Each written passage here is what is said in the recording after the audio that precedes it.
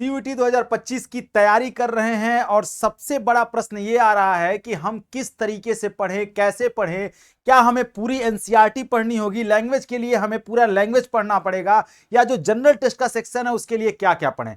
Syllabus पे ज्यादा discussion नहीं करेंगे क्योंकि सिलेबस ऑलरेडी आपको बताया जा चुका है, वीडियोस पड़े हुए हैं, आप सिलेबस सारी चीजों के देख लीजिएगा। अगर यहां मैं सीयूईटी की बात करूं तो सीयूईटी का जो पेपर है वो 3 फेजेस में होता है, मतलब 3 तरीके से होता है। आप लैंग्वेज का पेपर देते हैं, आप डोमेन का पेपर देते हैं और जनरल टेस्ट का पेपर देते हैं। लैंग्वेज की अगर बात करें तो टोटल 33 लैंग्वेजेस पूछी जाती है, आप कुछ भी लैंग्वेज ले सकते हैं जो आपकी इच्छा करे। ज्यादातर बच्चे इंग्लिश को प्रीफर करते हैं, सेकंड नंबर पर हिंदी को प्रीफर करते हैं। तो लैंग्वेज की तो कोई बहुत दिक्कत नहीं है, जो लैंग्वेज का सिलेबस है वो बहुत सिंपल है, आप आसानी से उसे क्वालिफाई कर सकते हैं। अगर मैं डोमेन की बात करूं तो जो डोमेन सब्जेक्ट होता है इसमें 27 डोमेन सब्जेक्ट पूछे जाते हैं। और जनरल टेस्ट की बात करें तो जनरल टेस्ट का पेपर एक होता है जिसमें GK GS, current affair, mathematics, numerical ability और साथ ही साथ लॉजिकल रीजनिंग पूछी जाती है। सबसे बड़ा प्रश्न आता है ये डोमेन सब्जेक्ट। 27 डोमेन सब्जेक्ट पूछे जाते हैं अलग अलग सेक्शन से, साइंस से फिजिक्स, केमिस्ट्री, मैथ, बायो, ठीक है। आप आर्ट्स में, ह्यूमैनिटीज में आएंगे तो हिस्ट्री, पॉलिटी, ज्योग्राफी, इकोनॉमिक्स ऐसे पूछे जाएंगे, ठीक है। तो और भी बहुत सारे डोमेन सब्जेक्ट होते हैं। डोमेन सब्जेक्ट की लिस्ट की बात नहीं करेंगे, डोमेन सब्जेक्ट का जब आप सिलेबस देखेंगे तो यहां पर डोमेन के लिए कहा जाता है कि आपको केवल एनसीईआरटी फॉलो करना है। एनसीईआरटी जो क्लास 12th की है, कहां की, क्लास 12th की जो एनसीईआरटी है केवल उसी को फॉलो करना है और उसी को फॉलो करके आप इसमें आसानी से इसे क्वालिफाई कर सकते हैं। जब हम डोमेन सब्जेक्ट की बात करते हैं तो टोटल 50 क्वेश्चन पूछे जाते हैं जिसमें से आपको 40 क्वेश्चन करने होते हैं, ठीक है। लेकिन सवाल यह उठता है कि जब आप एनसीईआरटी को खोलेंगे तो कई सारे बोर्ड्स ने भी और एनसीईआरटी ने खुद भी बोर्ड में यानी 12th में बहुत सारे चैप्टर्स को डिलीट कर दिया है, हटा दिया है। तो सवाल आता है कि जब वहां से हटा दिया गया है तो क्या यहां पर सीयूईटी के एग्जाम में इस डोमेन सब्जेक्ट में जो चैप्टर हटाए गए हैं क्या उनसे क्वेश्चंस पूछे जाएंगे।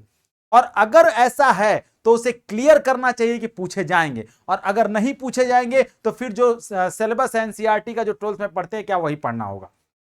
सबसे पहले दो प्रश्न यहां आता है। पहला ये कि क्या क्लास 12th में जो पढ़ते हैं क्या वो इनफ है, तो वो इनफ नहीं है। इसलिए इनफ नहीं है क्योंकि बहुत सारे चैप्टर्स रिड्यूस कर दिए गए हैं, बहुत सारे चैप्टर डिलीट कर दिए गए हैं। लेकिन जब आप सीयूईटी की बात करते हैं, जब आप सीयूईटी की बात करते हैं तो यहां पर डिलीटेड चैप्टर से भी क्वेश्चंस पूछे जाते हैं। एनसीईआरटी जब सीयूईटी के मतलब एनटीए से बात हुई और एनटीए से जब इस बात पे क्वेश्चन किया गया कि आप जो डिलीटेड चैप्टर है क्या उनसे भी क्वेश्चन पूछेंगे, तो उन्होंने सबसे पहले यह कहा कि हम कोशिश करते हैं कि इस डोमेन सब्जेक्ट को, डोमेन के जो क्वेश्चंस होते हैं उन्हें बैलेंस करके बनाए। मतलब कि हम ना जाए उस डिलीटेड पोर्शन में, लेकिन अगर हम डिलीटेड पोर्शन में चले गए तो फिर उनसे जो क्वेश्चन पूछे जाएंगे, इसीलिए हम एक और ऑप्शंस बच्चों को देते हैं कि अगर इन केस कभी हम उस पोर्शन में चले गए जहां सिलेबस में नहीं जाना चाहिए और हमने उनसे भी क्वेश्चंस पूछ दिया, तो अगर पूछ दिया तो उसके लिए क्या करना होगा। उन्होंने कहा कि हम इसीलिए आपसे 50 क्वेश्चन पूछते हैं और कहते हैं कि आप 40 करिए, जो 10 क्वेश्चन हम छोड़ने के लिए कहते हैं। अगर इन केस कभी अनबैलेंस पेपर बनाया हमने तो बन गया तो वो 10 क्वेश्चन आपको छोड़ने का ऑप्शन दिया जाता है। एनटीए ने ये जवाब दिया है इसका कि आपको इसीलिए जो है डोमेन सब्जेक्ट में अगर डिलीटेड पोर्शन से भी पूछे गए तो आपको 10 क्वेश्चन छोड़ने का ऑप्शन दिए जाएंगे। लेकिन मैं कहता हूं मान लीजिए कि वो 10 क्वेश्चन जो आप छोड़ रहे हैं वो आपके अनडिलीटेड पोर्शन से भी आपको नहीं आ रहे हैं, तो आप क्या करेंगे, ठीक है। तो आपको करना क्या होगा, आपको एनसीईआरटी तो पढ़ना ही पड़ेगा, साथ ही साथ जो है डोमेन में सीयूईटी का जो सिलेबस है जिसमें डिलीटेड पोर्शंस में है एनसीईआरटी के,